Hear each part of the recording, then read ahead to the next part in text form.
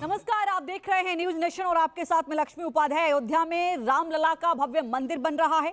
22 तारीख को प्राण प्रतिष्ठा होनी है। हर कोई अपने अपने अंदाज में अपनी आस्था को बयां कर रहा है। इस वक्त हमारे साथ बेहद ही खास मेहमान न्यूज नेशन पर जुड़ चुकी हैं।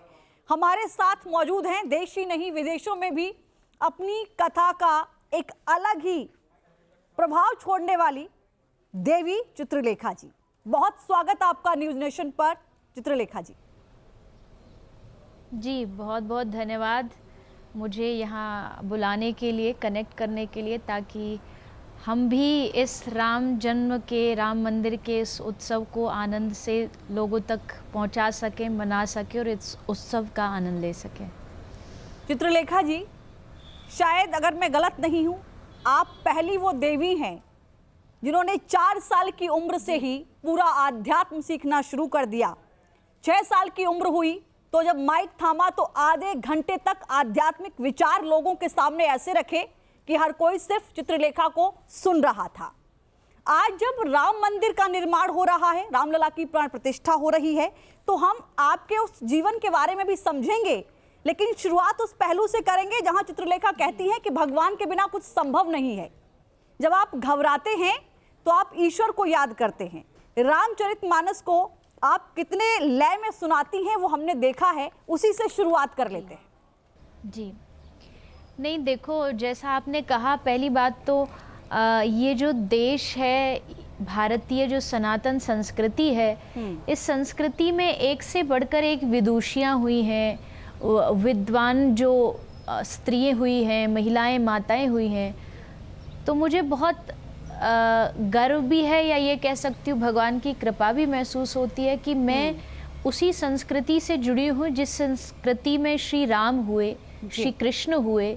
जिस देश में राम जैसा चरित्र हो, जिस देश में माता जानकी जैसा चरित्र हो, तो वहाँ तो स्वाभाविक है कि बच्चा बच्चा अपने आप भगवान की चर्चा करेगा, भगवान की महिमा गाएगा, धर्म की महिमा बताएगा। और आज बहुत खुशी की बात है कि युवा भी इसमें बढ़ चढ़ के आगे बढ़ रहे हैं, इस उत्सव को मना रहे हैं, जो कि पूरा विश्व का उत्सव आज बन चुका है। बिल्कुल ठीक कहा आपने, पूरे विश्व का उत्सव बन चुका है, क्योंकि सिर्फ देश ही नहीं विदेशों में भी जो राम भक्त हैं वो अपनी अलग अलग अंदाज में अपनी आस्था प्रभु श्री राम के चरणों तक पहुंचा रहे हैं। मैं सबसे पहले यही कहूँगी कि इस मौके पर देवी चित्रलेखा भगवान राम को कैसे याद करेंगी, अपनी आस्था कैसे उन तक पहुँचाएंगी?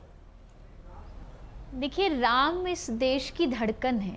मतलब ये शरीर में आँख भी है, नाक भी है, हाथ भी है, पैर भी है, लेकिन सबसे जो ज़रूरी हमारे अंग, जो पार्ट है शरीर का, वो हमारे दिल का धड़कना है। क्योंकि अगर वो बंद हो गया तो शरीर काम करना बंद कर देगा। तो जो राम है वो इस देश की ही नहीं अपितु सारे विश्व की धड़कन है। राम जी का चरित्र जो है वो वास्तविकता में जीने की कला, कैसे जीना चाहिए, क्या व्यवहार करना चाहिए। और राम चरित्र एक ऐसा है जिसने बच्चे को भी सिखाया है, जिसने युवा को भी सिखाया है, जिसने एक बुजुर्ग, एक वृद्ध की क्या जीवन में मर्यादाएं हो सकती हैं, वो श्री रामचंद्र प्रभु ने सिखाया। और राम केवल भगवान नहीं है, वो भक्तों के आराध्य हैं, वो भक्तों के कह सकते हैं कि उनका प्राण है।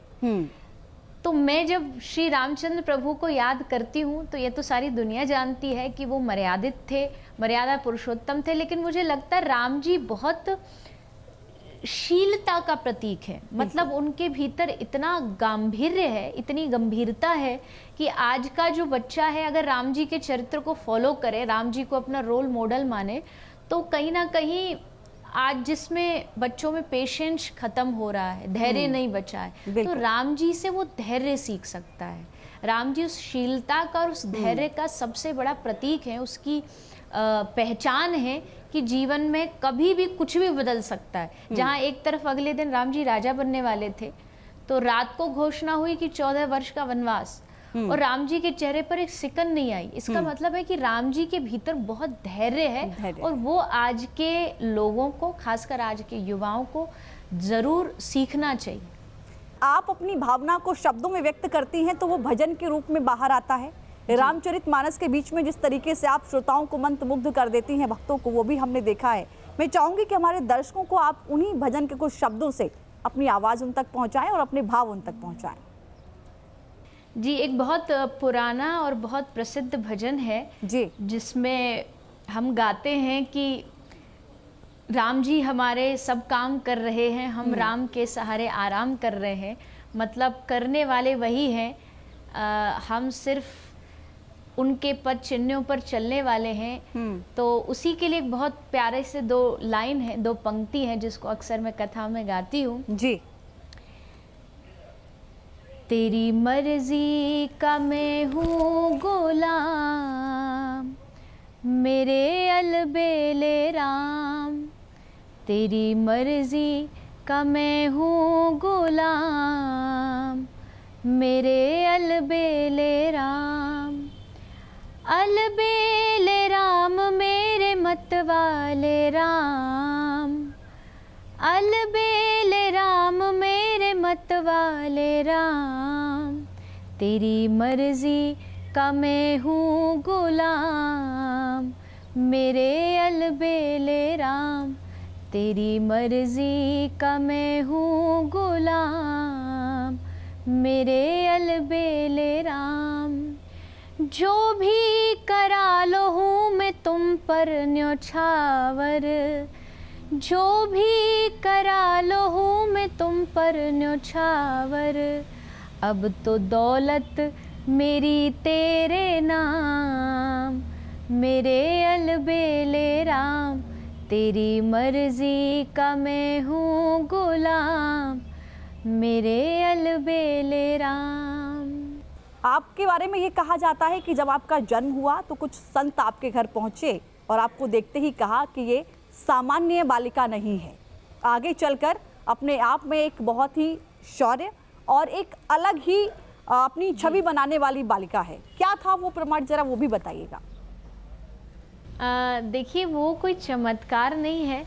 कई लोगों को लगता है कि कोई चमत्कार हुआ, ऐसा नहीं है। पर क्या है, मेरा जन्म ब्रज में हुआ है और जहाँ मेरा जन्म हुआ जिस घर में, वो ब्रज 84 कोस की परिक्रमा में आता है।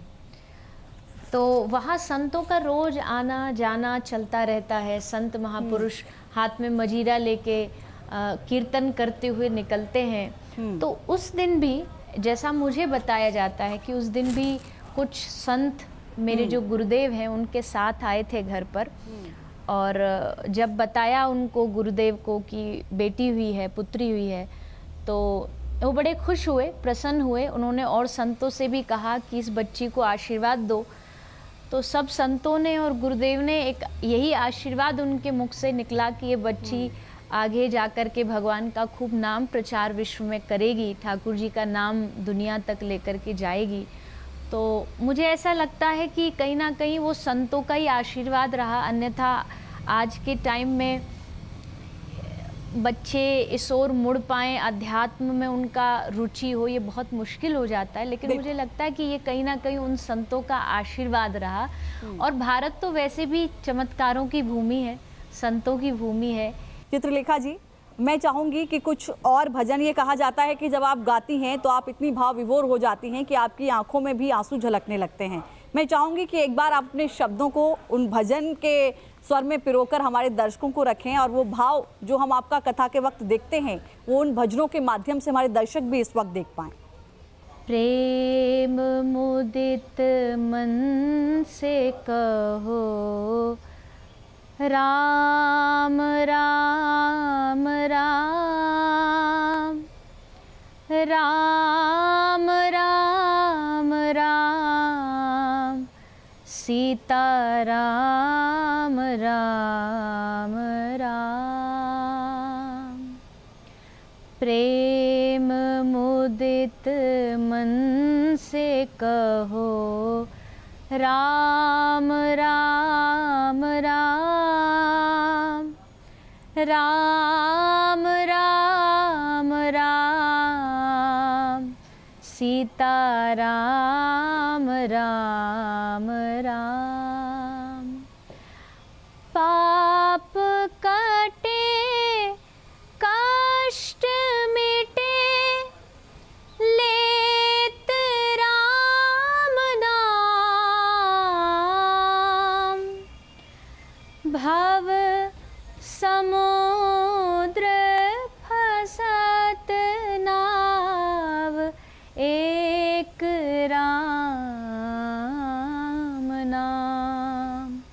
प्रेम मुदित मन से कहो राम राम राम राम राम राम सीता राम राम राम। बिल्कुल ठीक कहा आपने। कहते हैं कि राम के नाम से ही सारे पाप नष्ट हो जाते हैं। चित्रलेखा जी, अयोध्या सज रही है, समर रही है, तैयारी हो रही है, 22 तारीख का इंतजार हो रहा है। राम जब वहां पहुंचेंगे उस वक्त के भाव को आप अपने भजन के जरिए कैसे उन तक पहुंचाना चाहेंगी? मैं चाहूंगी कि एक और भजन आप भगवान राम के लिए समर्पित करें। राम जैसा नगीना नहीं सारे जग की बजरिया में, राम जैसा नगीना नहीं सारे जग की बजरिया में, नीलमणि ही जड़ाऊंगी अपने मन की मुदरिया में, जल्दी से यतन करके राघव को रिझाना है, जल्दी से जतन करके राघव को रिझाना है, कुछ दिन ही तो रहना है काया की कुठरिया में, राम जैसा नगीना नहीं सारे जग की बजरिया में। चित्रालेखा जी, आपने देखा होगा कि हमारे यहाँ ज़्यादातर लोग ऐसे होते हैं कि जब कुछ गलत होता है, कुछ कष्ट आता है, तब हम भगवान को याद करते हैं और कहते हैं हे प्रभु तुमने ये क्या कर दिया। और इसके लिए कहा भी जाता है कि दुख में सुमिरन सब करें सुख में करे न कोई, जो सुख में सुमिरन करे तो दुख काहे को होए।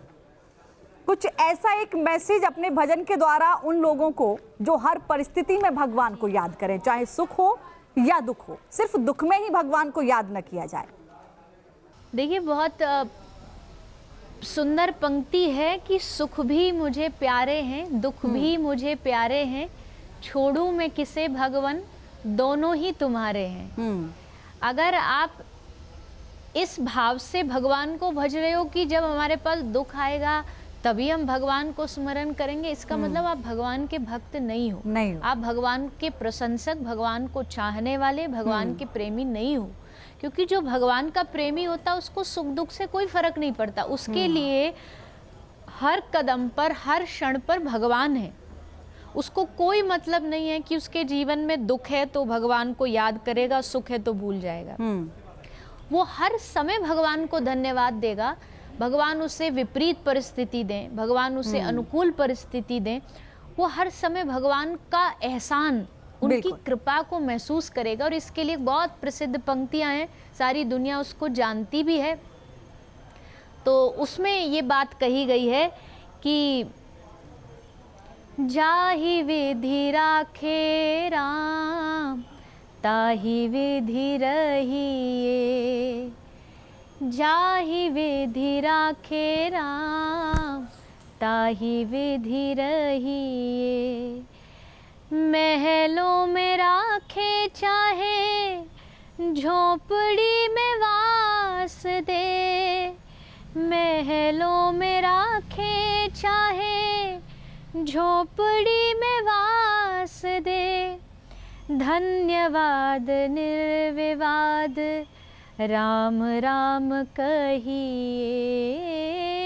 सीताराम सीताराम सीताराम कहिए, जाहि विधि राखे राम ताहि विधि रहिए। भगवान का नाम जाप करोगे, उनके नाम का आश्रय लोगे, उनकी शरणागति ग्रहण करोगे तो अपने आप दुख हो चाहे सुख हो, हर पल हर क्षण आप भगवान को याद रख पाओगे और वही आपको शक्ति देंगे, वही आपको बल देंगे। बिल्कुल ठीक कहा आपने, आपने समय निकाला। चित्रलेखा जी बहुत बहुत धन्यवाद, बहुत शुक्रिया। जय श्री राम।